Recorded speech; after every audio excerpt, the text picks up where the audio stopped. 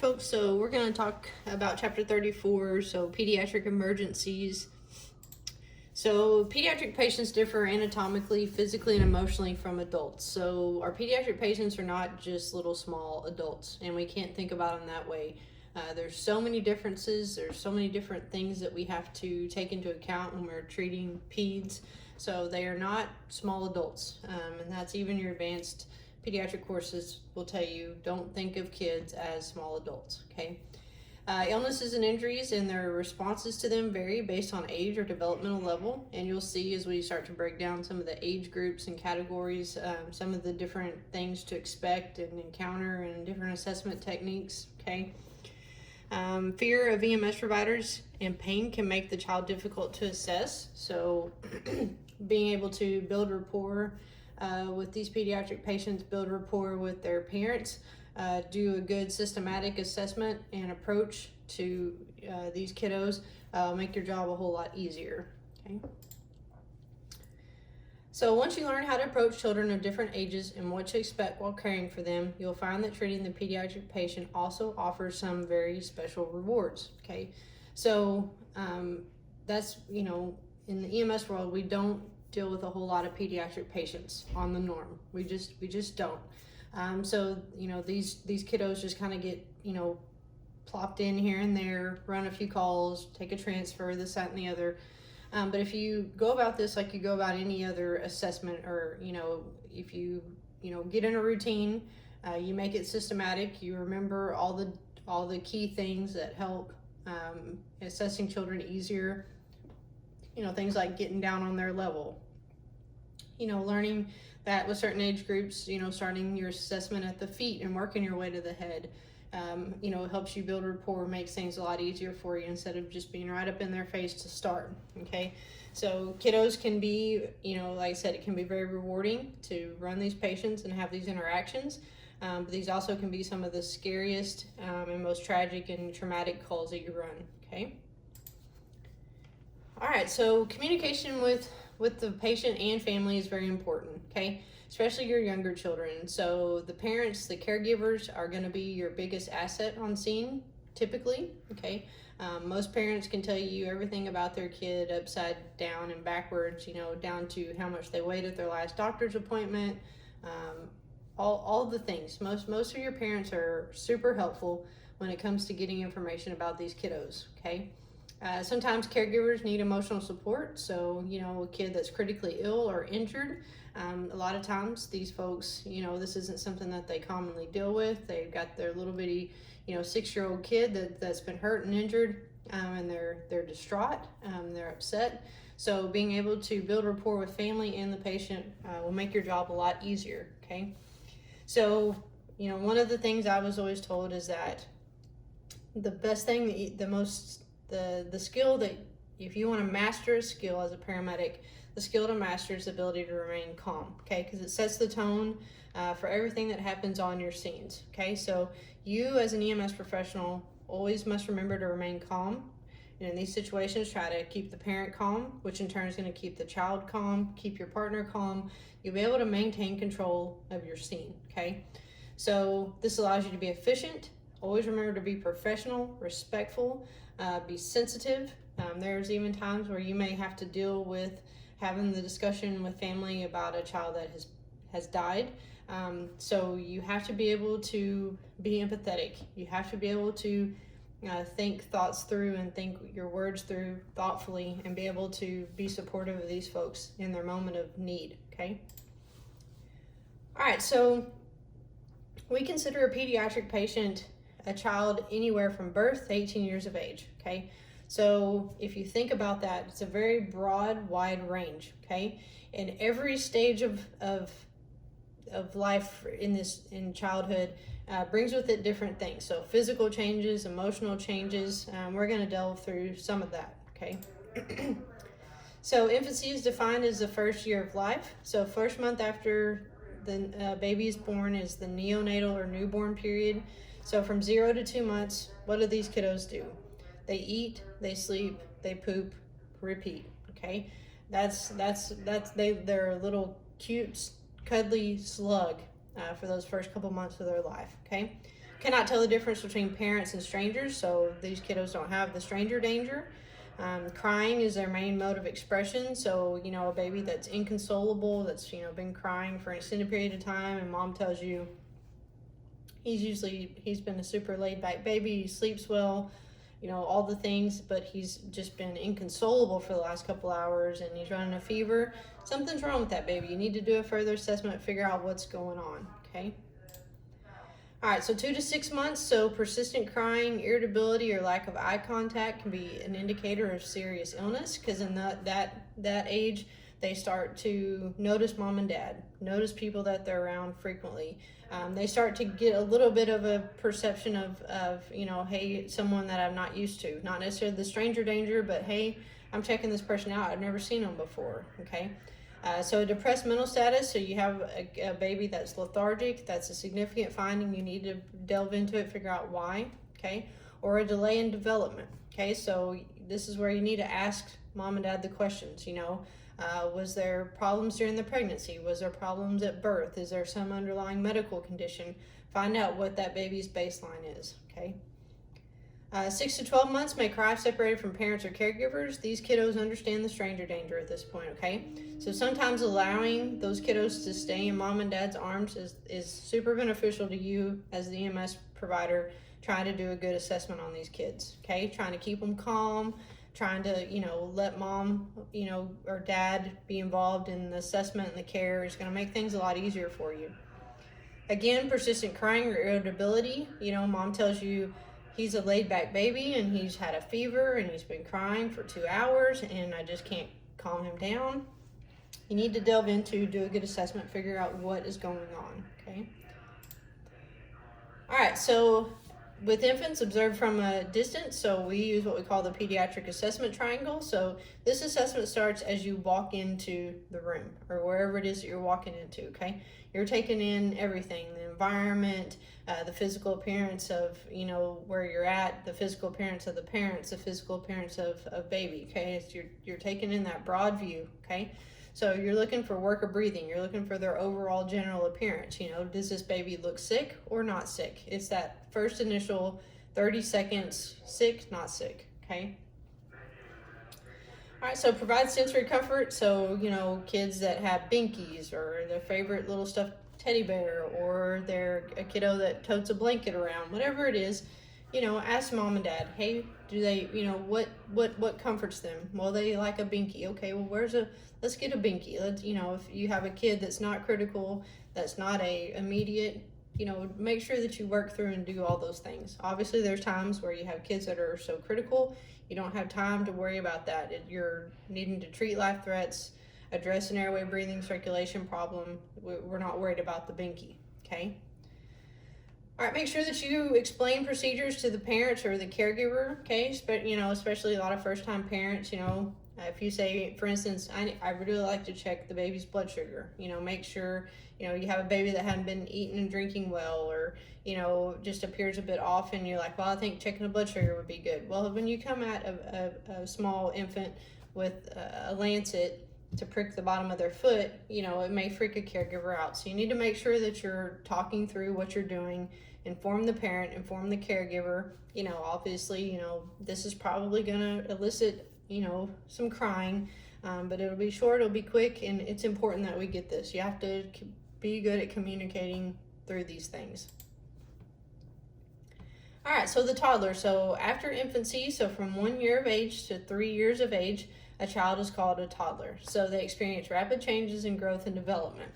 Any of you that have had kids in that age range, like from 1 month to the next, these kiddos can change so drastically, from being able to communicate to, becoming taller, becoming thinner, but they still have, kind of the big head, the little body, so they're prone, to, fall down, go boom, hit their head, things like that, okay? So 12 to 18 months, because they're explorers by nature and not afraid, injuries increase. So kiddos are climbing, they're, getting into everything, climbing up on things, pulling things towards them. Over the years, I've, ran calls where kiddos have pulled a TV off of a TV stand onto them, or been climbing up a bookshelf come over on them. Luckily, most of these incidents, the children have been minorly injured, but it can be significant. So make sure that you're always looking at everything, doing a good assessment, getting a good baseline on the kiddo, okay? So choking is also another problem at this age. They're getting to the point where they're starting to eat, normal table food. So macaroni and cheese, cutting up hot dogs, cutting up chicken nuggets, things like that. Mom turns around for 30 seconds and baby grabs a handful and shoves it in their mouth, okay? And next thing you know, they're choking. So definitely something to be mindful of if you're going to a respiratory related call, a possible obstruction. You get there and you hear a bunch of audible adventitious noises. Make sure that you're assessing the airway well, okay? 18 to 24 months, these folks, these babies have they're not babies, they're toddlers, have the stranger danger, okay? They don't like to be taken away from mom and dad. So, let them stay with mom and dad if possible. If it's not a critical patient, let the caregivers be involved in the assessment and the care. It'll make things go a lot smoother. All right, so obviously at this age, sometimes you have toddlers that are speaking in full sentences. Sometimes you have toddlers that aren't able to form more than a couple words at a time. So trying to get them to describe pain, is going to be hard. But you may say, can you point to where it hurts? And they may say, it hurts right here, okay? So simple concepts, simple things that can lead you down a path, okay? Begin your assessment at the feet with these kiddos. You don't want to start up in their face and on their head. You're going to overwhelm them. You're going to get them upset, okay? So if you start at their feet, let them get used to the fact that you're touching them and looking at them, okay? All right, so your preschool age child, so this is 3 to 6 years of age, so there's still obviously a risk for any foreign body airway obstruction. So even a lot of times you see kids going to the ER. I've taken a few kids up to Children's that have swallowed coins, and they get stuck in their trachea. They have to go up to Children's for a scope to remove the change from their airway. So always, do a good assessment if you're dealing with a respiratory complaint, okay? All right, so you may need to appeal to the child's imagination. So, you may need to become the best Mr. Bear voice that you can muster up, okay? There's been lots of times where taking a kiddo to the city, you get these sick little kiddos during respiratory season that need breathing treatments and things like that, but you try to put a mask on their face, they become agitated, you try to keep mom or dad in sight. Mickey Mouse Clubhouse, there are full videos on YouTube. I will tell you that it makes breathing treatments go a whole lot smoother when you pull that up on the tablet and you let them watch Mickey Mouse Clubhouse for an hour. So finding ways to get on their level, finding ways to interact with them or entertain them or distract them from what's going on. You're a stranger, they're in the back of an ambulance, you're trying to do things to them, it's going to be scary for them. So find ways to distract them and make them comfortable, make mom and dad comfortable, make sure you're communicating well with mom and dad, okay? If mom and dad are calm and comfortable, most likely the kiddo is going to be calm and comfortable, okay? Again, with this age category, we want to start at their feet, work the way to their head, okay? We don't want to start out in their face. Put Band-Aids on the things that Band-Aids need to go on. Like we carry Scooby-Doo Band-Aids on our trucks. I'll use all the Scooby-Doo Band-Aids I need to if it helps, okay? And at this age, they're also learning some things about modesty. So if you have to expose a child, you have to remove their clothing, make sure that you cover them up with a blanket, make sure that you're keeping them warm, all those things, okay? All right, so your school age years, so this is children 6 to 12 years of age. They begin to understand, concepts of being sick, understand concepts of death. Some of these kiddos are, wiser than their years. So you may need to talk to them a little more like an adult, but you have to make a good judgment call. Not all your kiddos are wiser than their years. A lot of them still have, some of them even have a younger mentality. So you're going to have to gauge, these children, how you interact with them, okay? You need to gain their trust. Talk to the child. Don't just talk to mom and dad, okay? Make sure that you're engaging them, or, at least that your partner's engaging them. If you're trying to talk to mom and dad, make sure your partner's talking to the child, okay? these are kiddos you can probably start the physical exam at the head and work your way to the feet, okay? But if you find it makes them uncomfortable, reverse the process, start at the feet, work through your way to the head, all right? Give them choices. They're at the age where they like choices, okay? Obviously, sometimes you're limited on the choices that you can give, but for the things that you can, do so. Which arm would you like me to take your blood pressure? This is just going to give your arm a little squeeze. Which finger would you like me to put the pulse ox probe on? You can give them choices in their care that is going to make them feel more comfortable about even the simple things that you're doing, okay? Ask simple questions that require simple answers, so, again, allows them to be involved, okay? Let them, if they ask you, is this going to hurt? Be honest with them, make sure that you don't lie to them. Just, it is going to hurt, but it's only going to hurt for a minute, and I'm doing this to make you feel better, okay? And I tell you, there's kiddos that will take an IV or types of procedures way better than adults will, but don't lie to them. Make sure you're honest with them, okay? All right, so adolescents, so this is 13 to 18 years of age, can be physically similar to adults. So again, this is a broad age range. You're gonna have to make a good judgment on the size of child that you're dealing with. I've ran some 15, 16-year-old boys that are 6 foot tall, 250 pounds. I mean, they're larger than a lot of the adult men that I know. So you're going to have to, physically treat them like an adult, but mentally and emotionally, they still may very much be childlike, especially when they're injured or hurt. They may actually regress to very young behaviors, okay? This is a time of experimentation and risk-taking. I'm sure all of us can think back to our teenage years and think of something stupid that we did, okay? So a lot of orthopedic injuries during this time, you see in kiddos. So yeah, make sure that you're doing a good assessment. You may even have to ask some awkward questions that, are going to be uncomfortable for you and them.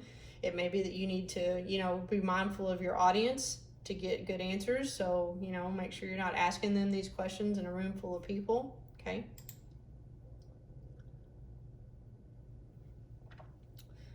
So this age group likes to be involved in their own care. So make sure that you're giving them options. Make sure that you're talking to them about all the things that you're doing. Again, don't lie to them if something's going to hurt. Tell them it's going to hurt, okay, if they ask. You may need to call in other crews. So if you're an all-male crew and you've got a young teenage girl, especially a young teenage girl that has been assaulted, you may need to call another crew or a supervisor that has a female to come and assist you, okay? Not that you can't do your job, but you have a young teenage female that's just been assaulted. For your sake and for hers, it would probably be wise to get a female involved if possible, okay? Allow them to speak and express and talk about things if they need to.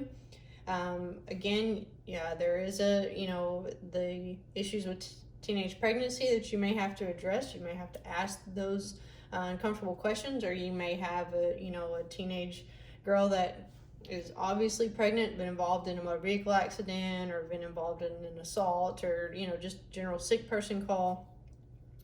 At that point, that young lady is able to make decisions about herself and about her unborn child. So there's some factors there you also have to take into consideration, okay? All right, so when we talk about the anatomy and physiology of kiddos, like I said, from the moment they're born to the moment they turn 18 years of age, lots and lots of things happen. There'll be times where it happens faster than others. There's times where, a kiddo really doesn't change. Like my godson, he didn't really change clothes sizes for 2 years. And then in the last 6 months, he's changed clothes size and shoe size like 3 times. So, each kiddo grows and changes and develops a little bit differently. Also have to take into consideration underlying medical conditions that may exist. So again, that's why it's good to use mom and dad as your resource if they are a good, reliable resource to get your information. If you're like, this kid, you're dealing with a 10-year-old kid, but they look about the size of a 5-year-old, obviously you need, is there any underlying medical conditions? Is there anything? And chances are, mom and dad be like, well, they have this, or this was an issue at birth, or whatever the case may be. It'll start to paint a picture for you, okay? All right, so the airway in pediatric patients. So obvious things. Obviously, their airways are smaller in diameter. They are shorter in length. The tongue takes up more of of your oral cavity. Nasal cavity is smaller. So you have this big old tongue and this little bitty mouth with all these little bitty structures, okay? The heart is also higher in the chest in the younger children. So, just think about that anatomically at that age, and especially, if you're dealing with trauma, just something to be mindful of that that does set higher. And then as the child gets older, it'll start to normalize is the best word I can use for it. But all these structures are going to be smaller and more flexible, okay, especially the younger they are. But that tongue is going to be big, the head's going to be big, can cause you some issues with opening the airway. You need to pad underneath their shoulders because even using a head tilt chin lift or a jaw thrust maneuver, you're going to have voids that need to be padded in order for you to maintain an open airway, okay?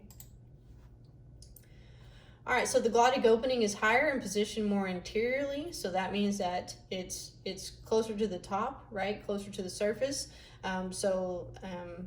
Where this becomes more of a realization for paramedics, you need to do an intubation. When you go in on kiddos, you have to be, mindful and using appropriate equipment to be able to see those interior airways, okay? And remembering that their tongue's bigger, their structures are smaller, that you have to be mindful of all this stuff when you're dealing with, respiratory emergencies, airway emergencies in kids, okay? All right, so again, they have a big old head on a little bitty body, okay? Until they start to, the older they get, at some point that starts to become more proportional. But it just depending on the child and depending on their growth, how quickly that happens, okay? Their lung is proportionally larger.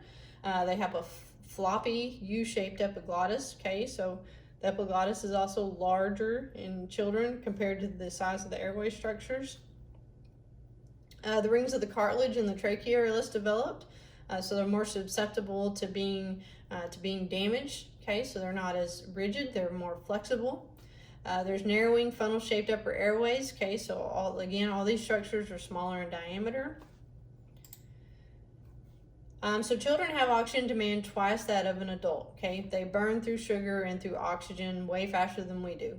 They have an increased heart rate, they have an increased respiratory rate, they have an increased metabolism, so they're going to burn through it all a lot faster, okay? So they're going to need extra oxygen, they're going to need extra glucose, and you need to make sure you're doing a good assessment, monitoring of these things, assisting with ventilations or applying oxygen early, okay? Gastric distension can interfere with movement of the diaphragm and lead to hypoventilation, especially in your smaller kiddos. And again, just like with an adult, if you get too much air into the abdomen, you get that gastric distension at some point, all those abdominal contents are going to come back out at you. And then you have this little bitty kid with these little bitty airway structures, and now you have a potential aspiration problem, okay? So make sure that you're being mindful if you're having to assist ventilations, that you're not pushing too much air into the abdominal cavity, okay? All right, so important to know normal pulse ranges. I'll tell you, have a good pediatric resource that you can reference normal vital signs for each age range, okay? Because each age range brings you different vital signs, from respiratory rate to heart rate to blood pressure readings. And I'll tell you, trying to get a blood pressure reading on a child under the age of 3 is pretty much pointless, okay? I'm gonna worry, in kids under 3, I'm gonna worry about documenting heart rate, respiratory rate, O2 sat, and their overall general appearance. That's what I'm worried about way more than even worrying with a blood pressure, okay? Children are able to compensate for decreased perfusion by constricting the vessels in the skin, so they compensate well. They truly do until they don't. And what we see in adults is that usually they compensate, and there's a steady decline or deterioration if we don't catch it. With kids, they compensate, and then fall off the cliff. So we have to be mindful. We have to be looking at everything, taking everything into account. So your nature of illness, mechanism of injury, potential injuries, the things that we can't see, looking for subtle signs, increased heart rate, increased respiratory rate, changes in skin color, temperature, condition, all those things we have to be looking for, okay? All right, so there's some pulse rates for you for all those different age ranges. Again, make sure you have a good resource. All of us use resources when it comes to kids. There's no guessing with kids. We're going to pull out our resources, make sure that we, figure out what we're working with, um, and look at it when we run those calls. Because again, we don't we don't run these calls enough to be proficient in going, oh, yep, this is what, everything. I'm going to pull it out. I'm going to verify what I'm doing, look it up, make sure I'm doing all the right things for the age of the child that I'm dealing with.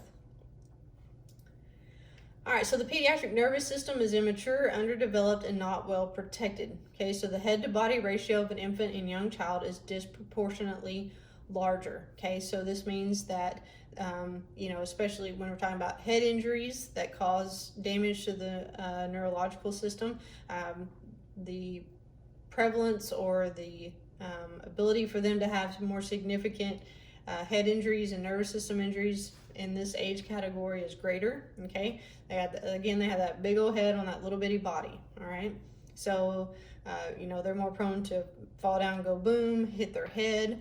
They don't have as much cushioning in their brain at that age, so their brain's bouncing around off of structures in there. Okay, so just be mindful of that these little bitty kids, their brain is more exposed to damage than in older children. Okay, so the pediatric brain requires higher cerebral blood flow, oxygen, and glucose. Again, remember, they have an increased heart rate, they have an increased respiratory rate, increased metabolism.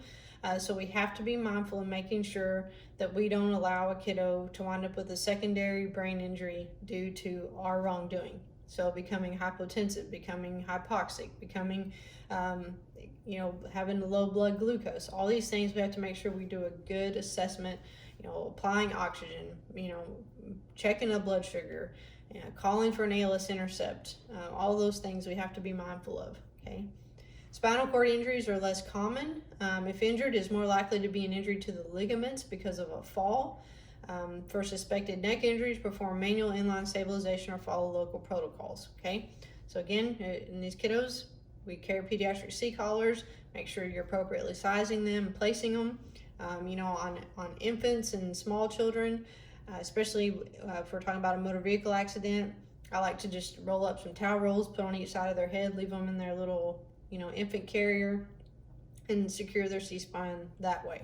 Okay, so there's definitely multiple ways you can go about doing good C-spine precautions on these kids. All right, so the GI system, so abdominal muscles are less developed, so less protection from trauma. The liver, spleen, and kidneys are proportionally larger and situated more anteriorly. So these solid organs are proportionally larger than some of the other organs, and then they're closer to the surface. Okay, so knowing what you know about the liver and the spleen, and the fact that if they're injured, they can bleed significantly. When we're talking about kiddos, we need to be mindful of that especially if we're dealing with a trauma, with any kind of abdominal trauma. We need to be looking for bruising. We need to be looking for distension, for rigidity, for signs and symptoms of shock, and we need to be treating that early. Oxygen, heat, blankets, whole 9 yards. We need to start that as quick as we can, okay? All right, so the musculoskeletal system, so open growth plates allow bones to grow. As a result of growth plates, bones are softer and more flexible, making them prone to stress fractures. Okay, so you can see a lot of orthopedic type injuries in kiddos. Where this becomes a problem is if a bone is fractured through the growth plate or over the growth plate. You can get kids that wind up with long-term effects or disabilities from those types of things. Bone length discrepancies can occur if injury of the growth plate occurs. Okay, so you can have a kiddo that falls down or falls off the jungle gym and breaks their leg, and they fracture their leg over growth plate. So they wind up having to have multiple surgeries. Sometimes they have to go in and do they call it, I believe, like an extension or extending surgeries, because you wind up where their left leg continues to grow normal, but their right leg, due to the injury, stops growing. So then you start to run into issues with hip dysplasia and all those types of things. So some of these kiddos, even a simple, what we think is just, it's just a simple fracture, could actually be a long-term injury that they have to deal with, okay? Again, bones of an infant's head are flexible and soft.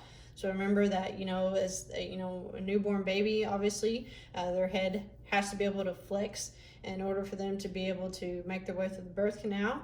And then in the first couple years of life, those suture lines are going to start to fuse and calcify and harden.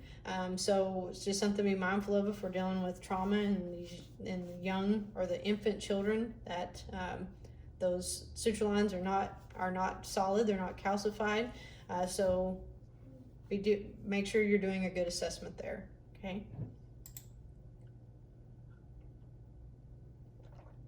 All right, so your integumentary system. So kiddos have thinner skin and less subcutaneous fat, okay, for the most part. There are a lot of kiddos out there that this isn't a problem for them, but for the most part, kiddos' skin is thin. They don't have the fat, so exposing them to the elements. So if you're especially in a trauma, you're getting them trauma naked, you need to cover them up. You need to have the heat in your back of the truck cranked up. You have to make sure that you're helping them maintain their body heat, okay? Higher ratio of body surface area to body mass leads to larger fluid and heat losses, okay? So again, especially in trauma, so patient becomes hypothermic, you increase their morbidity, mortality rate by 70%, okay? So do not create a secondary problem for these little kids. All right, so your scene size up, again, it begins at dispatch. So I said anytime that you get dispatched for a pediatric patient, the stress level goes up, the adrenaline goes up. All the things that you've been trained to do sometimes just seem to leave you, and you can't think from one second to the next, okay? So you need to be able to prepare yourself mentally for approaching and treating an infant or child, okay? Whether sick or not sick, whether critical or not critical. You got to get yourself mentally prepared for what you need to get done, okay? Plan for a pediatric size up. So, if I'm dispatched for a 3-year-old kiddo that, non-breathing, CPR in progress, I'm going to pull out my resource guide, find out how much a 3-year-old should weigh. I'm going to look at all the equipment that I would use on a 3-year-old child. I'm going to look at medication dosing for a 3-year-old so that when I get on scene, I have that plan laid out. I have all my resources marked and opened up to that age so that I can quickly reference it. And I have a game plan going into it, okay? Collect age and gender of child, location of scene, nature of illness, mechanism of injury, chief complaint from dispatch. So, depending on where you work, depend on your dispatch center, depends on how much information that they collect and give to you.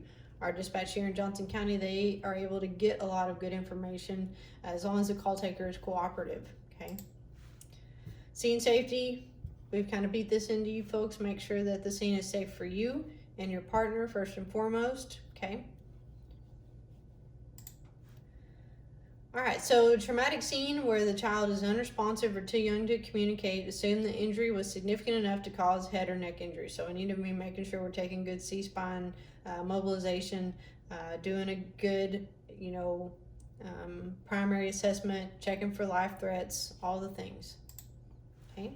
This is that pediatric assessment triangle that I talked about earlier. So this is where you're gonna form a general impression, okay? So the pediatric assessment triangle consists of appearance, worker breathing, and circulation to the skin, okay? This needs to be performed in less than 30 seconds. So this is that you walk in the door, you make that sick or not sick determination. This is the quick, down and dirty, sick, not sick. What do you see, okay?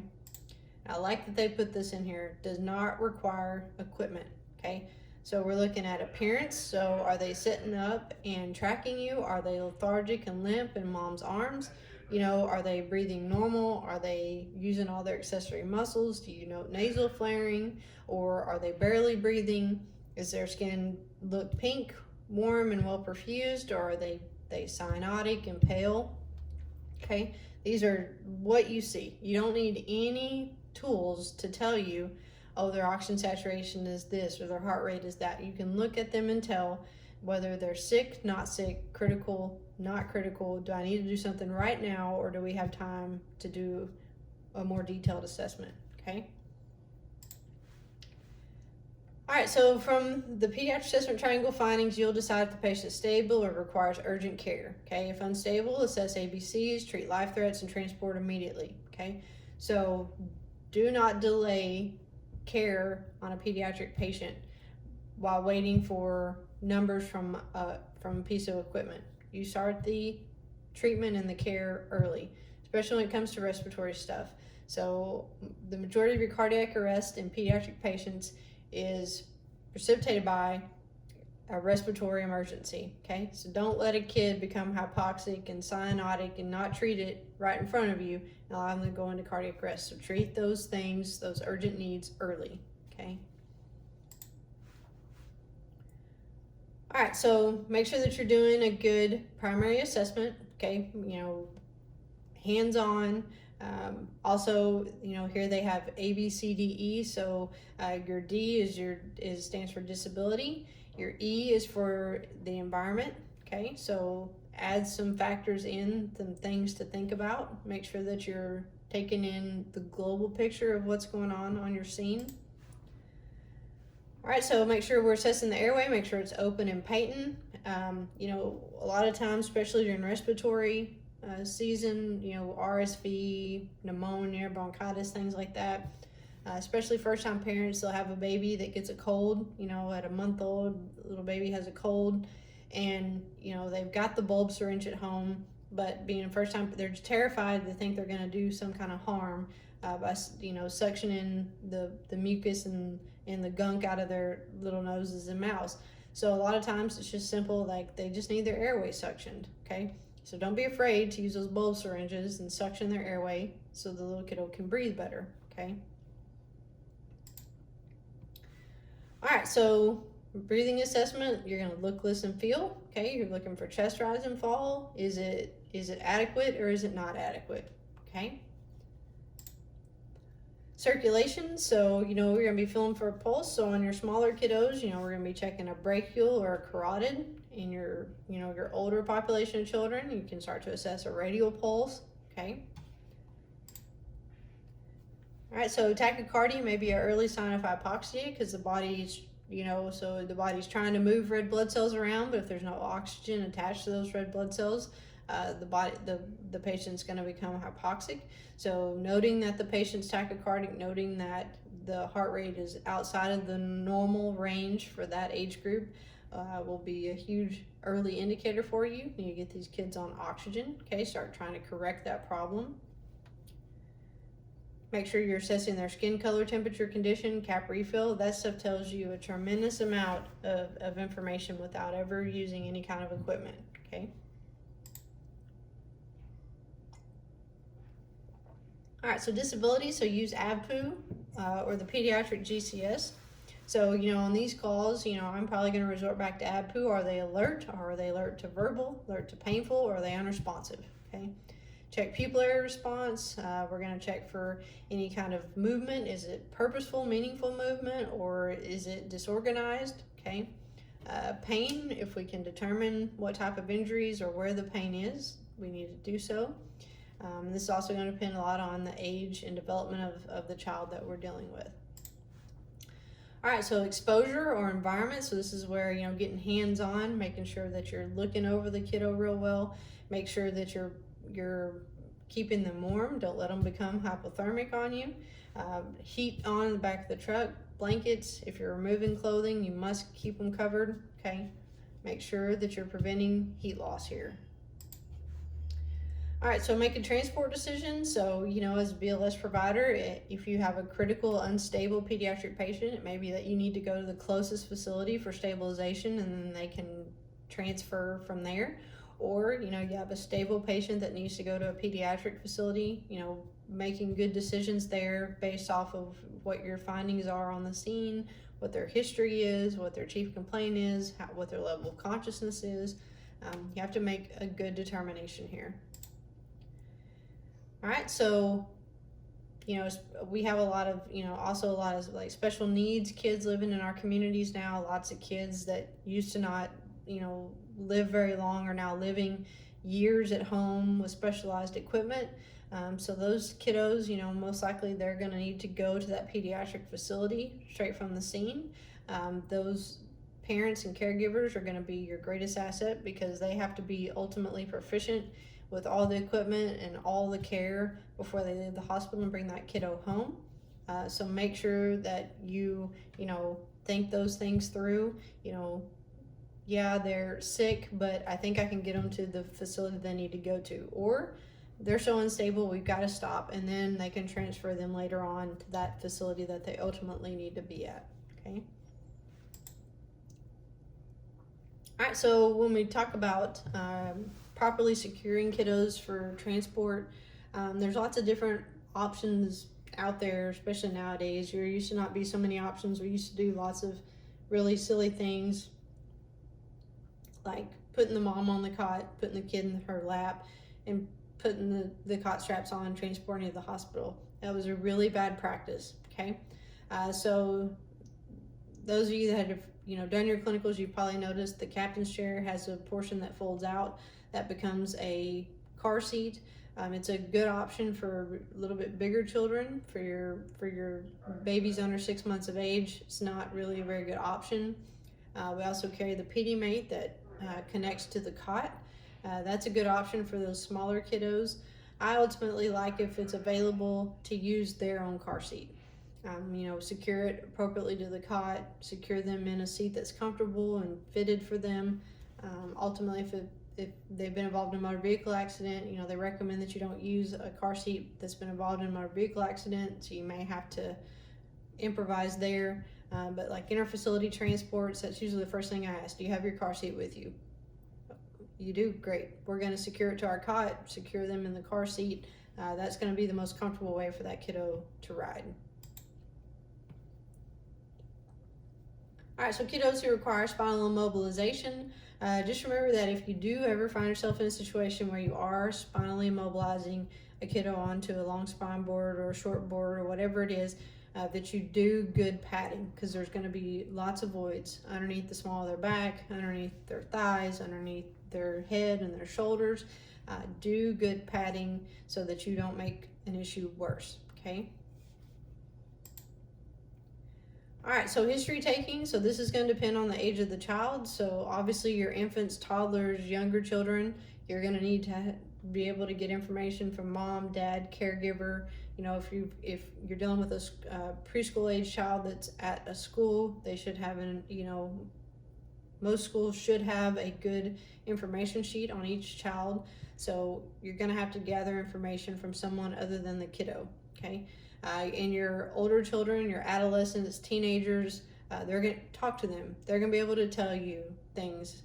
There may be some questions that mom and dad will answer for you, but for the most part, talk to them. Ask them your sample questions. Ask them, the chief complaint questions, those types of things. All right, so make sure that if you're dealing with a medical patient, get your nature of illness. If you're dealing with a trauma patient, your mechanism of injury, ask all your OPQRST questions, find out when their last oral intake was, have they been running a fever, how long has this been going on, what was going on prior to this happening, all those good OPQRST sample questions that you have been doing in your assessments, okay? So change in bowel or bladder habits, presence of vomiting, diarrhea, or abdominal pain, rashes. So especially in infants, one of the things I like to always ask is, how many diapers have you changed today? Because a 6-month-old baby probably goes through about 7 to 8 diapers a day typically. So if you're running a 6-month-old and mom says, she's had a fever for 2 days and has had diarrhea and hasn't been taken her bottle, and I've only changed her diaper once today and it was hardly wet. That's a significant finding in an infant. So wet diaper, how many wet diapers have they had in the last 24 hours is one of the first questions I always like to ask, okay? These little kiddos can become dehydrated super easy, especially with diarrhea, okay? So again, your sample and OPQRST, make sure that you're asking those questions, whether you've got a patient that's old enough to answer your questions themselves, or you're asking a caregiver or a parent, okay?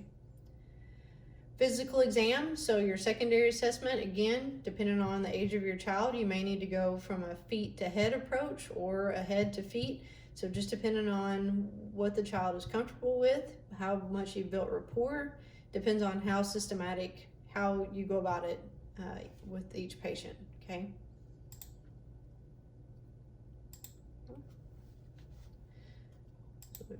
Talked about all the aspects of secondary. So vital signs, so make sure that you get a good set of baseline vital signs to work from. Here's that point about blood pressure is usually not assessed in patients younger than 3 years of age, okay? You're not going to get accurate readings.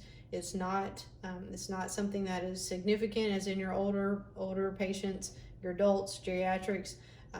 Again, heart rate, oxygen saturation, respiratory rate, overall general appearance is more what we're worried about in children under 3 years of age. Okay, the skin is a better indication of the pediatric patient's circulatory status. Cap refill, skin color, temperature, condition tells you so much just looking at the patient. Okay.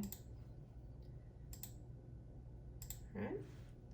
So same as in adults, so reassess every 15 minutes if stable, reassess every 5 if unstable. I'll tell you, if I have an unstable kid in the back of my truck, I'm, especially if they're a small kid, I'm sitting right there by them, watching them the whole time, because they can decompensate on you so quickly that it may be that you're constantly reassessing what's going on, okay?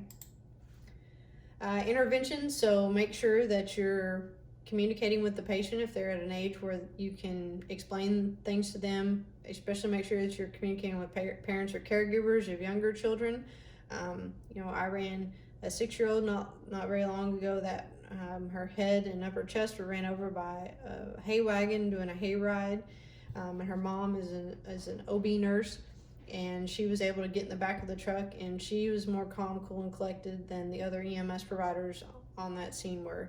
So she was a huge asset to me in being able to help me even just talk the patient through things. And her eyes were swollen shut, her head was swollen, she bleeding from the ears and the nose and the mouth, and this mom was just able to keep it together and was a great asset to me. Now there's times where you take that situation, put a different parent into that.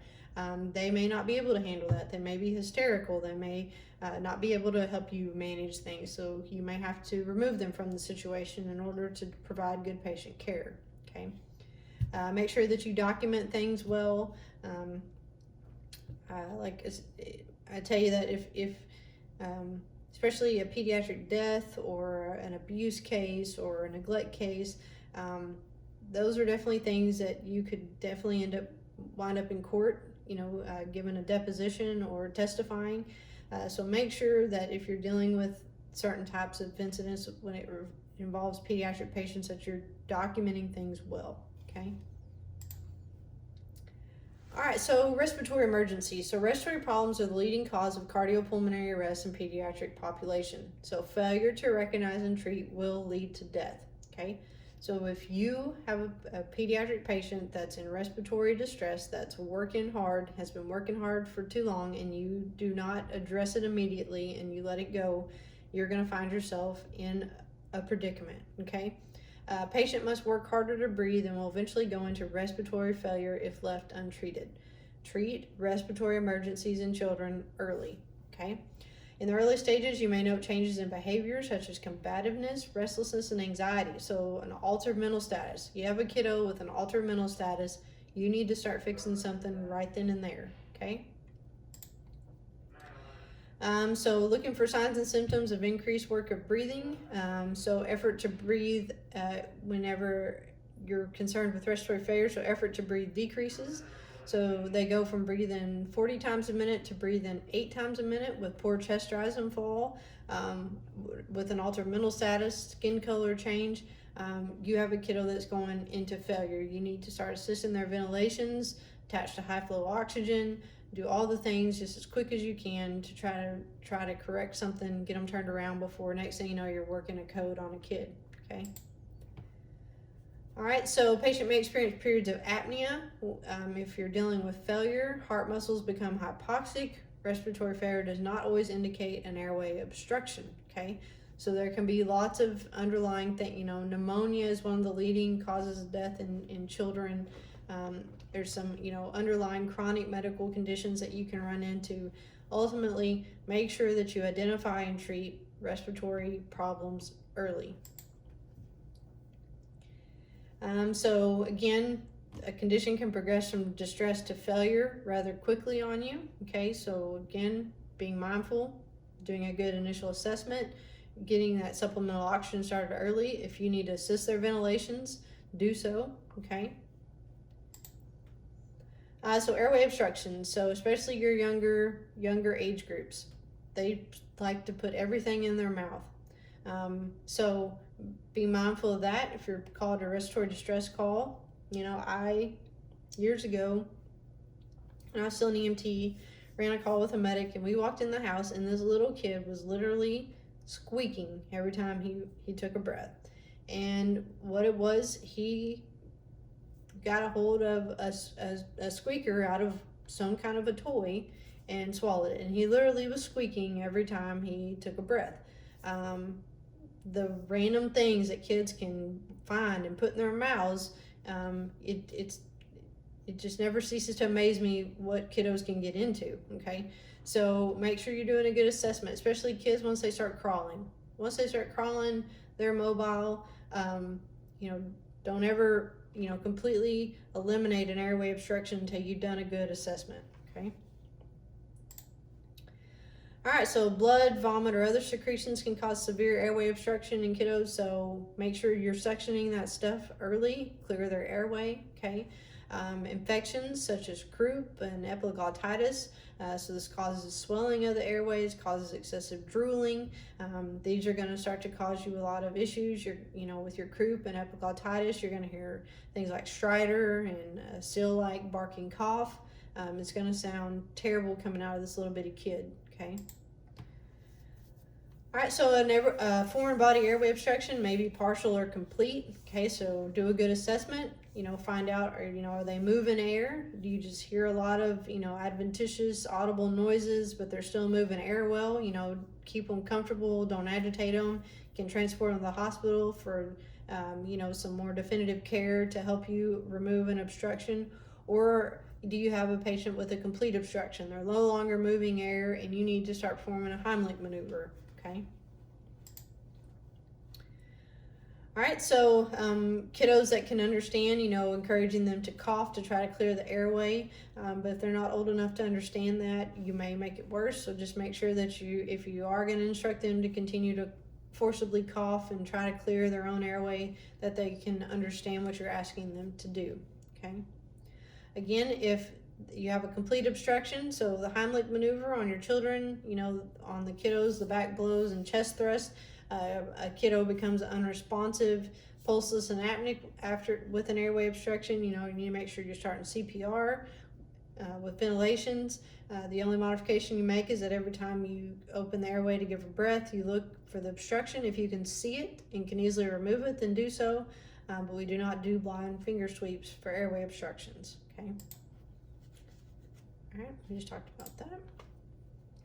All right, so asthma. So the bronchioles become inflamed, swell, and produce excessive mucus, leading to difficulty breathing. Okay, a true emergency if not promptly identified and treated. So nowadays, they won't diagnose a kiddo with asthma until about 4 to 5 years of age.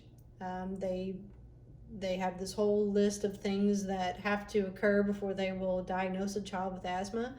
But it doesn't mean that we won't encounter a 2-year-old that just hasn't been diagnosed yet but has asthma. We need to treat the signs and symptoms, treat them appropriately, transport them appropriately, do all the things. Okay, just because they don't have that necessarily, documented underlying condition doesn't mean that we don't need to fix what we're seeing, what we're dealing with.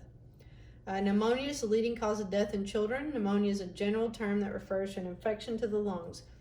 So you listen to the lung sounds on a kiddo that's got pneumonia, what do you expect to hear?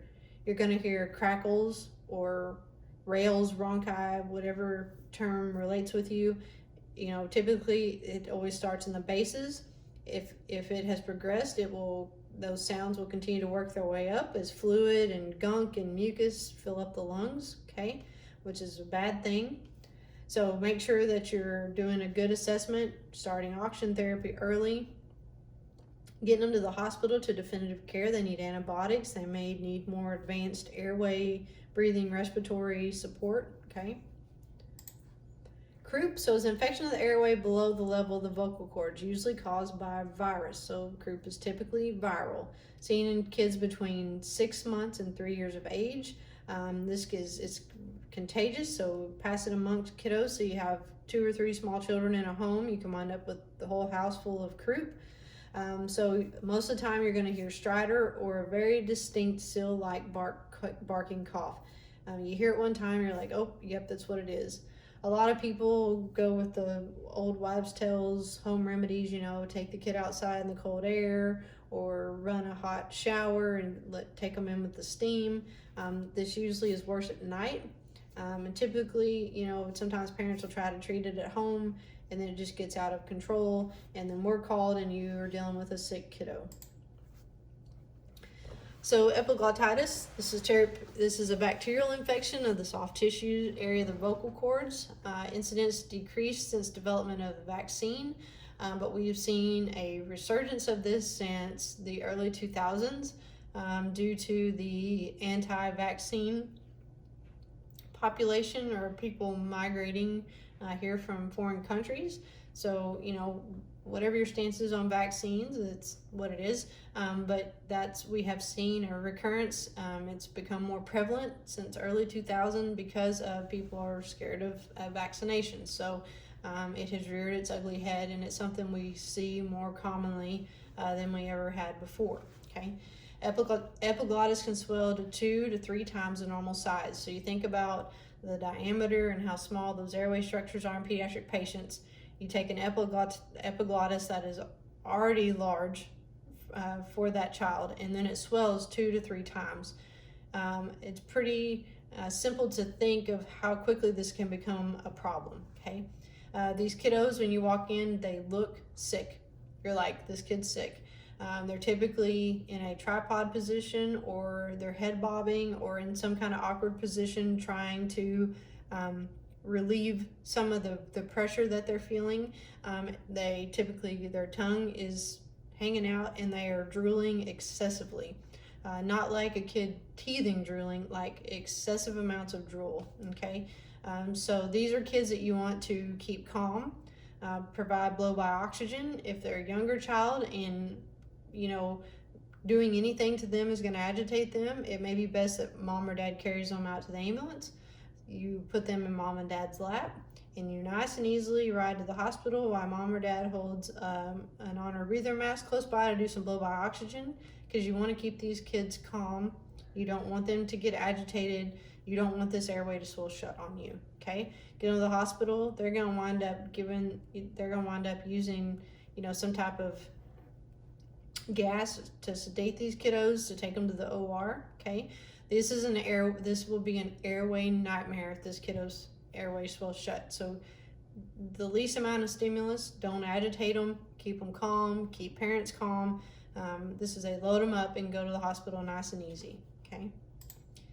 Bronchiolitis, so specific viral illness of newborns and toddlers, often caused by RSV. So, you probably hear about RSV season every year. We're about to that time of year where this is something that we'll start to see more often. Typically what we see more commonly though is like here in Johnson County, we'll go out to the base and transport kiddos from the clinic at the base to Children's, or go to Western Missouri and pick up kiddos and go from Western Missouri's ER to Children's with these kids. A lot of times they're sick, running a fever, they're dehydrated, their oxygen saturation's low, they're on breathing treatments, they're on oxygen. These little kiddos typically look rather sick, okay? Unless it's caught early and the treatment is started early, okay? All right, so pertussis, or the whooping cough, is caused by a bacterium spread via respiratory droplets. So this is very infectious, okay? So you can spread this around super quick. That's why a lot of people, especially newborn babies, during cold and flu, RSV season, you'll see, nowadays they have the covers over the car seats, and I've even seen little signs that they'll attach to like the handles on those infant carriers that say, you know, don't touch baby, or wash hands before you touch baby, or don't kiss baby. A lot of people are like, don't be kissing on my kid, because that's how this stuff is spread, okay?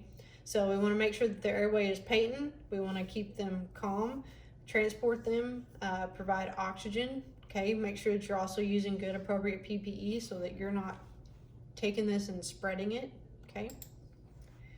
Airway adjuncts, so you know, your OPAs, your MPAs, you just need to make sure that you're sizing it appropriately for their age. So use your resources, use your guides, okay? Make sure, you know, if you're dealing with an infant, you're using a BVM, that you're using an infant BVM with an infant mask. If you're dealing with a child, make sure you're using a pediatric or child BVM with a child mask, okay? So make sure you're using appropriate sized equipment for the age of the child. Okay, so an OPA and MPA works all the same ways, okay? Just make sure that you're mindful if you are putting in an MPA or an OPA, especially in your smaller pediatric patients. Their airway structures are very vascular, especially in their mouth, their soft palate. So if you're putting an OPA into a kiddo, make sure that you're being very mindful and careful about putting that in, okay? All right, so blow-by. Typically, if I do blow-by, I'm going to use a pediatric non-rebreather mask, and I'm going to have that thing at 10 to 15 liters of oxygen. At 6 liters, I don't feel like you're really going to get enough oxygen concentration to do much good. So I disagree a bit here. That's how I would go about doing blow-by. You can use pediatric nasal cannula, pediatric non-rebreather, or BVM. Those are going to be at the same ranges that you'd see with adults. Okay. All right, talked about those things. You know, here's also a good method over here. If the BVM mask and bag is intimidating, you might need to just cut off the tubing and, you know, use a cup. Some services out there carry masks that look like dinosaurs or, you know, an animal, things like that. But if you don't have that available to you, you can improvise. You can get creative if you need to, okay? You may need to pull Mickey Mouse Clubhouse up on your tablet and let them watch episodes of Mickey Mouse to distract them from the fact you're trying to give them oxygen. There are ways to make this work, okay? All right, so cardiac arrest in pediatrics is most often associated with respiratory failure and arrest. Again, so identifying respiratory emergencies in kids early and treating them aggressively is what's going to keep you out of these types of situations most commonly, okay? Shock, so this can develop when the circulatory system is unable to deliver a sufficient amount of blood to the organs, okay? So whatever type of shock it is that you're dealing with. So some of the common things in pediatric patients, so, you know, a kiddo that is bleeding out, they're going to respond differently than adults do. So you may see that increase in heart rate, increase in respirations, and cyanosis to the skin. It may be that they look pink, warm, and dry, pink, warm, and dry, pink, warm, and dry. Oh, they fell off the cliff and now they're cyanotic, okay? So your kiddos may not show you those signs and symptoms in the same way that an adult will. There, you know, like I said, that adult shock stage sometimes can be somewhat a slow downhill progression. You know, if you're not treating it. With kiddos, it's going to be, oh, they're fine, now they're not fine, okay? So you have to be doing a good, thorough, systematic assessment. Make sure that you're treating your ABCs, any life threats, you're addressing them. Here it even says the order becomes CAB if there's a life-threatening external hemorrhage. So any exsanguinating, life-threatening bleeding, you need to stop it. Same if a kiddo's blood volume bleeds out on the ground, same as an adult. There's no red blood cells in the body to carry oxygen. That kiddo is going to go into shock. They're going to die from external hemorrhage, okay? All right, so make sure that you don't waste time in the field performing procedures. You can do it going down the road. Make sure that you're maintaining an open, patent airway, providing good supplemental oxygen, whether it be by BVM or non-rebreather mask. Make sure you control bleeding. Make sure that you have the back of that truck hotter than hot. You're going to be sweating. Make sure you keep them covered up. Do not let a pediatric patient that you're concerned with them going into shock, become hypothermic. You're going to increase their rate of morbidity and mortality by 70+%. Okay, these kiddos will die if they become hypothermic. All right, so make sure that you again, we do all the things, call ALS backup if you need it. All right, so anaphylaxis. So in the state of Missouri, as an EMT, you can assist in administering an EpiPen, okay? So most kiddos that are allergic to things, there's lots of kids in the school systems allergic to have peanut allergies, and it can be very significant.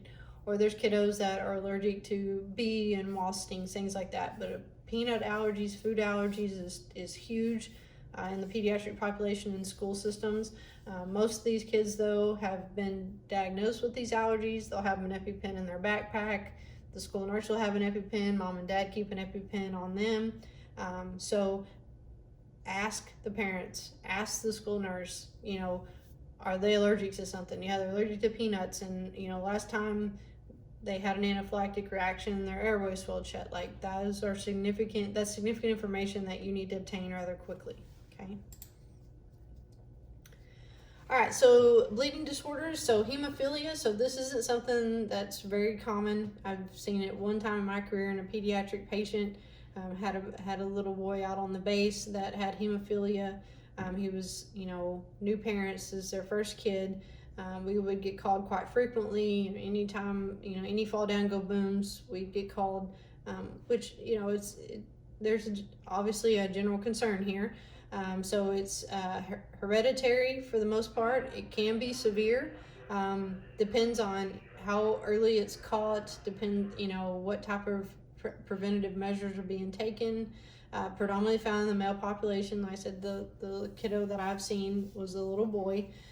Bleeding may occur spontaneously, or injuries can cause bleeding, significant bleeding.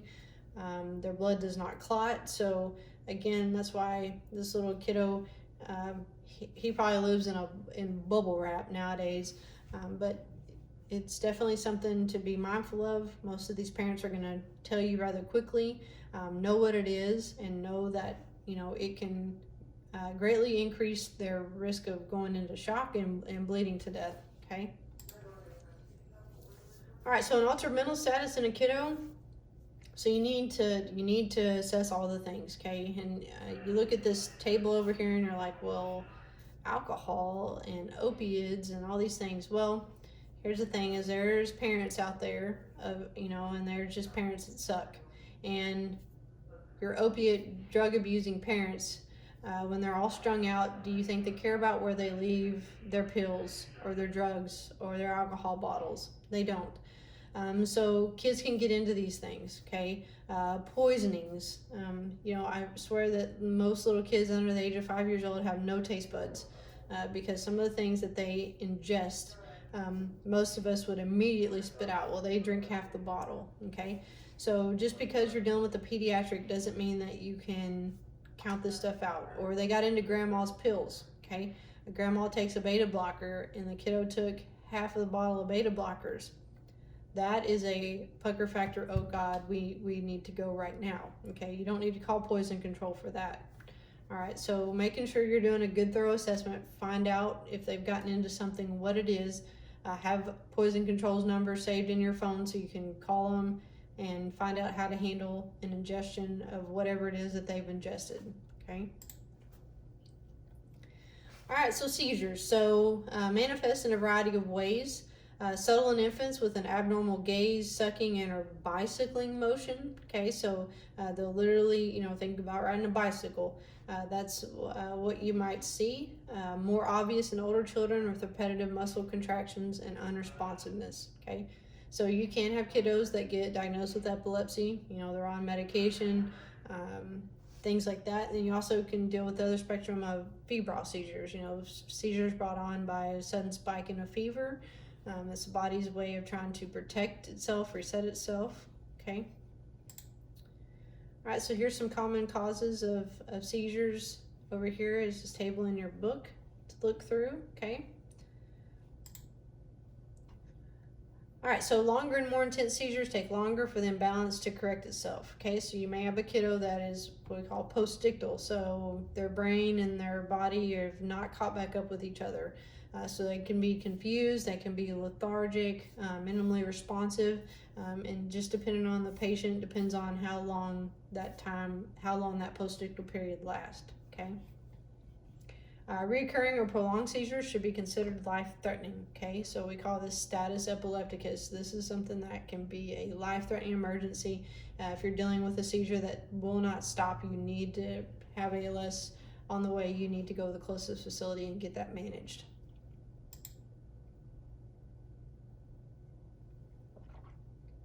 All right, so meningitis. So this is also something that we are starting to see more commonly now than we used to. This inflammation of tissue that covers the spinal cord and brain. So, in the pediatric population, this can be hard because it can mimic other things. The thing that distinguishes meningitis sometimes away from other things is the rash that can occur with meningitis. Typically starts on the lower extremities and works its way up. It can be like a purplish, even black, red rash that you'll see starting on the feet and the legs. Like I said, the more it progresses, it starts to come up the body, but it typically starts on the lower extremities. That rash is what sometimes will stand out, that this may be what you're dealing with. This is extremely infectious. You transport a patient, they do a spinal tap at the hospital and determine that this is what you're dealing with. It's their obligation to contact you. There's probably going to be prophylactic medication you're going to have to take. So exposure to meningitis can be pretty significant. So individuals at greatest risk, so males, newborn infants, immune compromised, so AIDS, HIV, cancer patients, a history of brain, spinal cord, or back surgery, children who have had head trauma, children with shunts, so like your hydrocephalus kids, they can wind up with these types of problems. So signs and symptoms vary. So this is a bacteria, causes rapid onset of symptoms. If unidentified, can lead to shock and death. Okay, this is that rash I was talking about. Present with small pinpoint cherry red spots or large purple black rash. Okay, and this is what you might expect to see. I said, you see here, you're looking at the lower extremities. This is where you sometimes will see it before it shows up anywhere else. Okay. So patients with suspected meningitis should be considered contagious. Make sure that you're protecting yourself with good PPE, folks. Okay, and then that you do a good follow-up. Make sure that you find out whether it is meningitis or not, and get yourself prophylactically treated. All right, so GI emergencies. So abdominal pain can be a broad complaint, okay? So you really have to delve into and do good assessment, make sure you're asking good questions. Last time you ate, last time you had a bowel movement, have you been, urinating appropriately? Does it burn when you urinate? Where is your pain located at? Is it up in the middle? Is it like epigastric pain? Is it down in the right lower quadrant? Could you be dealing with appendicitis? Have you been nauseated? Have you been vomiting? Do you have diarrhea? Abdominal pain complaints can be very, very broad and at times hard to narrow down. Your older females, your teenage age females, you may have to get into, when was your last menstrual cycle? Are you sexually active? Is there a potential for you to be pregnant? Questions that could be uncomfortable asking a 14, 15-year-old girl, but it's ultimately important that you ask, okay? Appendicitis is common in kids, so understanding the signs and symptoms. So that right lower quadrant abdominal pain, sometimes you'll have it radiating, but they're going to have a sudden onset of acute pain. They're going to be febrile. They're going to look sick. Okay, so obviously we can't say, oh, this is what it is, but it's definitely something to have a high suspicion of. Understand what appendicitis is, how serious it can be, what the signs and symptoms are, things like that. All right, so poisoning emergencies. So, like I said, especially your younger kiddos, they get into things. Okay, so they get into grandma's medication. They get into the cabinet with the cleaners that somebody forgot to put the child lock on. The drug addicted parents that leave their drugs laying around. Make sure that you do a good assessment and find out what it is that they've ingested. Call poison control, get some guidance, get some help with how you need to go about treating the ingestion that you're dealing with. After primary assessment, so treating and identifying any life threats, you need to find out what was ingested, how much, how long ago. Are they acting normal? Is their behavior abnormal? All those types of things. Again, here's poison control. They will be your greatest friend if you're dealing with an ingestion, not in just pediatrics, but in adults, the geriatric population. You're dealing with something that somebody ingest, drain cleaner. I'm calling poison control because I have no idea what is the best way to go about, treating someone that has ingested drain cleaner. There's been a few times I've called and they're like, they just need to have their kiddo drink milk. Okay, so when in doubt, call poison control. All right, so dehydration emergencies. So, you're dealing with fluid loss. So again, vomiting and diarrhea are common causes, especially in your younger population. You have a kiddo that has had prolonged diarrhea, they're going to be dehydrated. Okay, again, in your infants and young children, asking mom how many wet diapers have they had today, how many times have you changed them, is a huge indicator of how much output that they're having. And then they tell you, well, they only had 8 ounces of formula this morning. Well, that's not normal for a 6-month-old. Okay. All right, so know the signs and symptoms. So I've seen kiddos so dehydrated that you go to check their skin condition. And so a kiddo that's dehydrated, that you're suspecting dehydration, there's what you can do. You can pinch their skin between your fingers.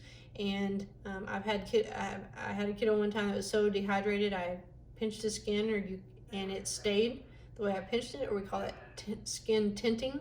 That's a significant finding for dehydration. Okay, that kiddo needs fluid resuscitation quickly. Okay. All right, so fever emergencies. So an increase in body temperature, so 100.4 or higher temperature is abnormal. Okay, it's rarely life-threatening, but being mindful that everybody reacts to and tolerates fevers differently. Okay. So trying to get a good, accurate body temperature is important on your pediatric patients. If you go to the ER at Children's, they're very much about taking rectal temps on small kids because that's the most accurate. We have thermometers in our trucks here at JCAD that allow you to take rectal temperatures. So you're dealing with these little bitty kiddos, that may be the best option to get a good, accurate temp on them. Okay. These little bitty kids, they're not going to put the probe underneath their tongue and close their mouth for you. Okay. All right, so febrile seizures, most common between 6 months and 6 years, caused by fever alone. Typically occurs on first day of the febrile illness. So most of the time where you see this is you have a kiddo that's been sick, they suddenly spike a fever, and when I say spike a fever, sometimes you're dealing with a fever of 105 degrees Fahrenheit here. They spike that fever, the body says nope, and they wind up having a seizure. And I said it's kind of the body's way of trying to reset itself, trying to start to, to break the fever. It's scary for parents to witness, but it's something that's very common in this age range, especially 3 years and under. You see it quite a bit. These patients need to be managed. They may be postictal, so they may be lethargic, they may look sick. We need to provide good supportive care and transport for these kids. All right, so drowning emergencies. So the second most common cause of unintentional death among children. Children younger than 5 are most at risk. Alcohol frequently a factor with adolescents. Okay, so you get those teenage years, that risk-taking behavior you can see bad things happen, okay? A few minutes without oxygen affects the heart, lungs, and brain, especially in kiddos. The younger kids, like we learned earlier, they don't compensate as well for, they don't have the reserve due to metabolism to maintain, the oxygen and the glucose in their systems, okay? Hypothermia can occur even on a summer day in a swimming pool in a backyard. You have a kiddo that's found in the pool. They can be hypothermic when you pull them out of the water. So being mindful of that, okay? If you're dealing with a diving injury, make sure that you're taking your C-spine precautions into account.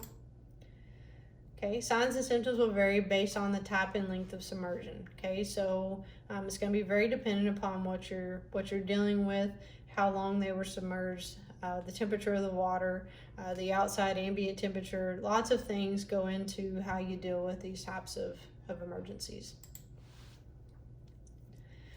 All right, so trauma is the #1 killer of children in the United States. So quality of care can impact recovery. The muscles and bones of children continue to grow well into adolescence. Femur fractures are rare because those bones have not yet calcified. They haven't hardened. They're still more flexible. But this is a major source of blood loss and bleeding if it is fractured in a pediatric patient. Okay, so identifying that early, addressing that early is important.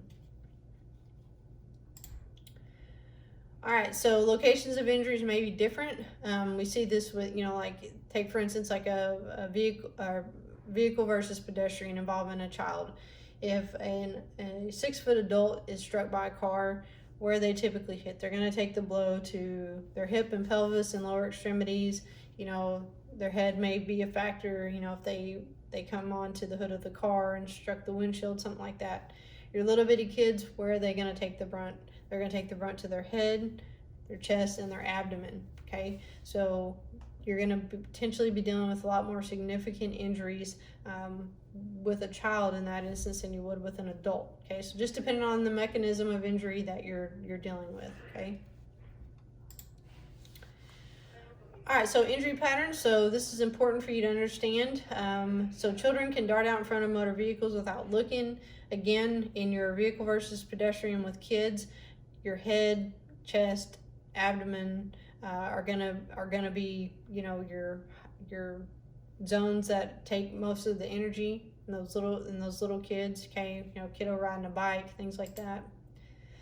Sports injuries, a lot of orthopedic injuries, head injuries, neck injuries. You see in the football players. You even get kids in high school with repeat concussions. So if you're at a football game or a soccer game, and you have a kid that is knocked out, and parents tell you, well, he's had 2 concussions in the past, and this kid's altered. That is significant. So multiple concussions can start to add up and build up, and you get long-term effects from that. Okay, make sure you mobilize the C-spine if needed. All right, so head injuries, it's common in children because of the size of their head in relation to their body. Again, the big old noggin on the little bitty body. Okay, so the fall down go booms. Their head is is the biggest weight, so it makes contact first. Infants have softer, thinner skulls, so the brain is more susceptible to injury. Okay, scalp and facial vessels may cause great deal of blood loss if not controlled. So scalp and facial lacerations or abrasions can bleed terribly, and it can be something very, very small. It can even bleed so much that it becomes a distracting injury. Just be able to do a good assessment and see what the injury is, control the bleeding, go from there. Nausea and vomiting are common signs and symptoms of a head injury in children. Okay, so you have a kiddo that's got the mechanism of injury. You're concerned with the head injury, and next thing you know, they start vomiting. That's a significant finding. That's rapid transport. We need to go down the road. Okay. All right. So chest injury. So blunt trauma again. Vehicle versus pedestrian is definitely something that comes to mind. Abdominal injuries. Make sure that you're reevaluating, reassessing you know, a kiddo's abdomen starts out soft and non-distended, and now it's becoming rigid and painful. That's significant. Make sure you're doing a good initial assessment followed by a good reassessment. Okay. All right, so burns to children are considered more serious than burns to adult. Have more surface area relative total body mass, which means greater fluid and heat loss. They do not tolerate burns as well as adults, so you know, you have little kids, so you know, if you have an adult that their chest and abdomen or their torso is burned, and then you take the same burn to a kiddo, that is a significant difference. When we're talking about burns and how much fluid shift and how quickly and easily that pediatric patient can go into shock and become hypothermic. Okay, so we must make sure that we're helping them maintain their body temperature, doing good shock management, transporting them to appropriate facilities. All right, so common ways that children are burned: so exposure to hot substances, hot items on a stove, exposure to caustic substances. And then infection is a common problem secondary to the burn. So a lot of burn patients wind up with some sort of infection days after, you know, they were burned. Okay, a lot of the times these burn victims that are significantly burned, they wind up becoming septic. Their chance of morbidity and mortality increases 70 to 80%. Okay. Make sure that you're looking for any red flags if you're dealing with a burn. Child abuse, there's times where, especially any injuries, you know, they call them like dipping injuries. So, you know, kiddos, their feet were dipped in hot water, or their hands were dipped in hot water. In the state of Missouri, an EMT or EMS provider is a mandated reporter for abuse. Maybe that you need to get law enforcement involved. But make sure you're looking for any red flags, burn patterns that aren't consistent with the story that you're told, the severity, but make sure that you're treating that child, getting them to definitive care, and then reporting what you saw, what you were told. All right, so extremity fractures or extremity injuries can be common in children. Remember we talked about the growth plates earlier. Long bone injuries are common in kids. Incomplete or green stick fractures, so they just have a partial or stress fracture, are very common. So making sure that you're looking, you know, if they're complaining of something, looking for deformity, checking CMS, splinting, transporting them, trying to provide, you know, make sure that you're keeping them in a position of comfort, you know, ice pack, cold, whatever, you know, good emotional support, transport them for evaluation. All right, and then pain management. Okay, so sometimes, especially younger kids, it's hard for them to, you know, describe their pain, or, you know, on a scale of 1 to 10, 10 being the worst pain you've ever had. You know, little kids don't understand those concepts. Being creative about finding out how much it hurts. Again, ice packs, elevation, splinting, ALS intervention if needed. Okay. All right, so your triage system, intended for patients younger than 8 years, weigh less than 100 pounds. Okay, so this correlates over into your regular start triage. So green, yellow, red, black. Okay, so green is you're walking wounded. You know, you pull up and say, if you can walk and you have minor injuries, I need you to move over here. Those are green. Yellow are, I'm injured, but it's not too bad, but I can't move myself. And then red is your patients that are critically injured. They, you know, whatever that looks like. Black is deceased. Okay. All right, and I just walked through that.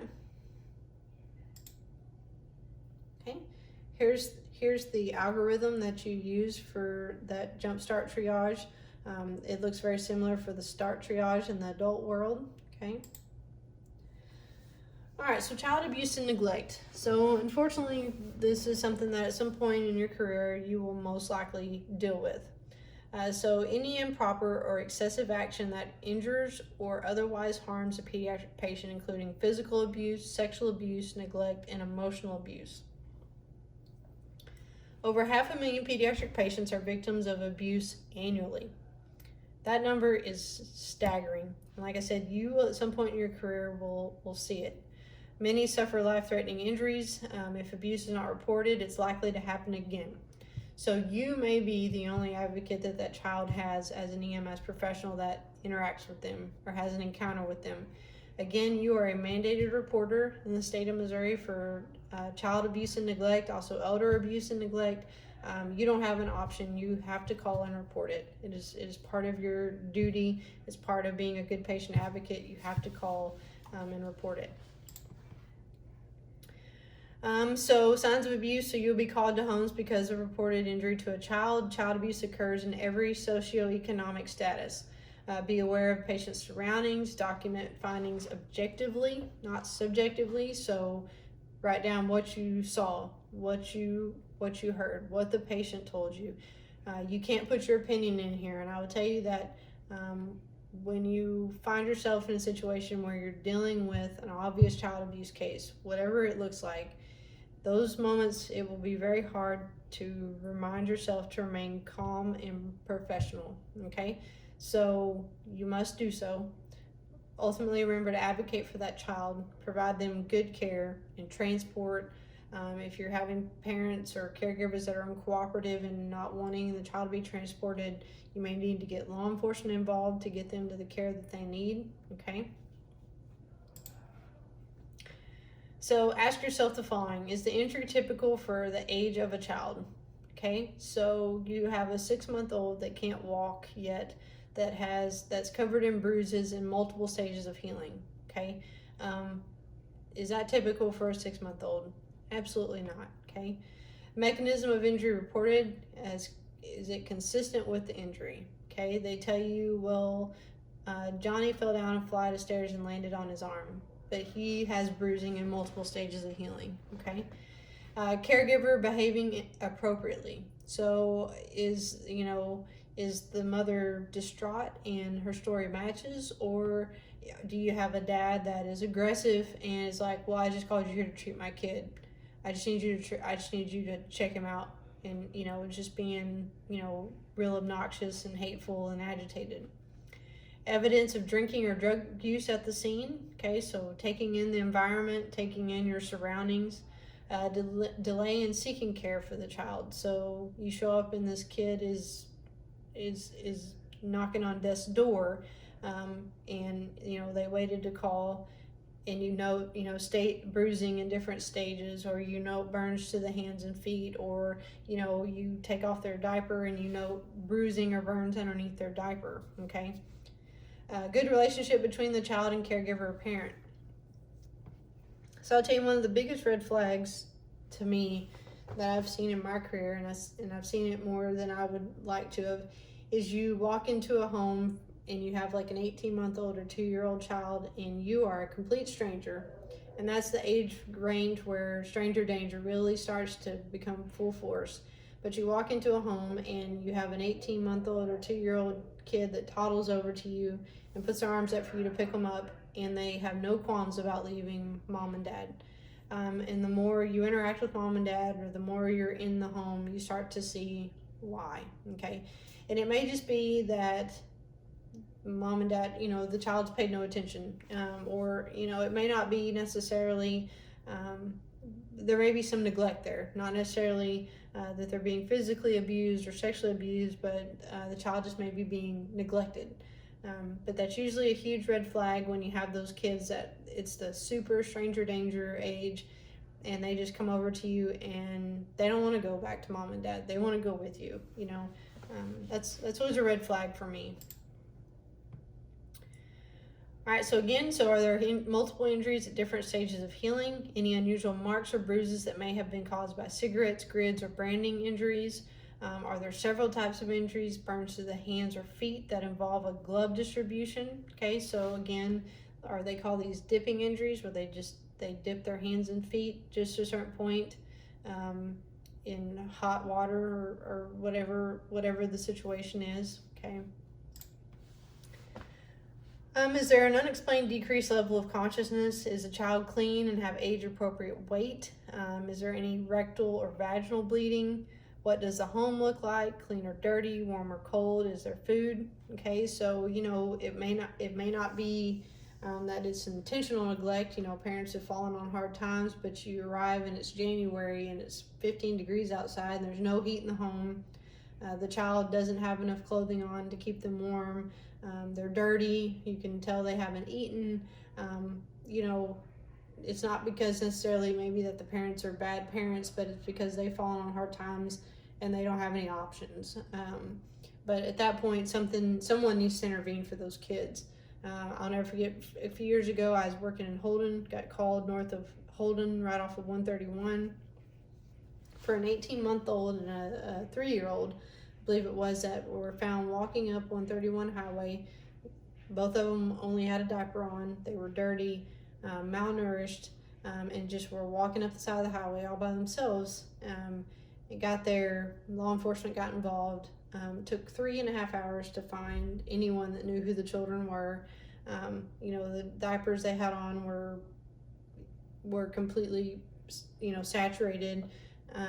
Me and my partner went and bought diapers and a change of clothes to put on the kiddos while they waited. It was cold outside, and obviously, child services and the police department got involved. But it's heartbreaking to see things like that. And like I said, you will at some point in your career see things like this that will make you disgusted with humankind. Okay. All right, so here's a mnemonic that's in your book that you can review. All right, so bruises. So observe color and location. Again, bruising in different stages of healing is always a huge red flag. Burns to the penis, testicles, vagina, or buttocks are usually inflicted by someone else. So you have kiddos that still are in a diaper. You need to take the diaper off if you expect abuse. Make sure that the diaper is not covering something up, okay? Burns that look like a glove are usually inflicted by someone else. You should suspect child abuse if the child has cigarette burns or grid pattern burns, so their hand was put on a hot stove or something like that. You get those grid marks. Huge red flags, folks. Fractures of the humerus or femur do not normally occur without major trauma, especially in your younger kiddos. Falls from the bed are not usually associated with fractures. So I worked in the ER at Children's Mercy for a while, and the amount of child abuse that you see in that ER in the Kansas City metro area is staggering. I had a 6-month-old little girl come in one night, a victim of abuse. Mom had left her with boyfriend while she went to work, and whatever transpired, and he wound up beating the 6-month-old to the point that it had broken her pelvis and her femurs, and she's 6 months old. Okay, so think of the amount of trauma that had to be inflicted. Her pelvis and lower extremities were so unstable you couldn't pick her up. So at Children's, if a child abuse case is brought in, all family members are removed. Nobody's coming back. Okay, and so as ER tech, you were tasked with sitting with these kiddos and comforting them, and trying to keep them calm. And you can't leave a 6-month-old laying in a room with a shattered pelvis and femur by herself. And so I remember sitting with this little girl, and she you give her the binky and you keep her warm, and the nurses were giving her pain meds and waiting on all the things to transpire.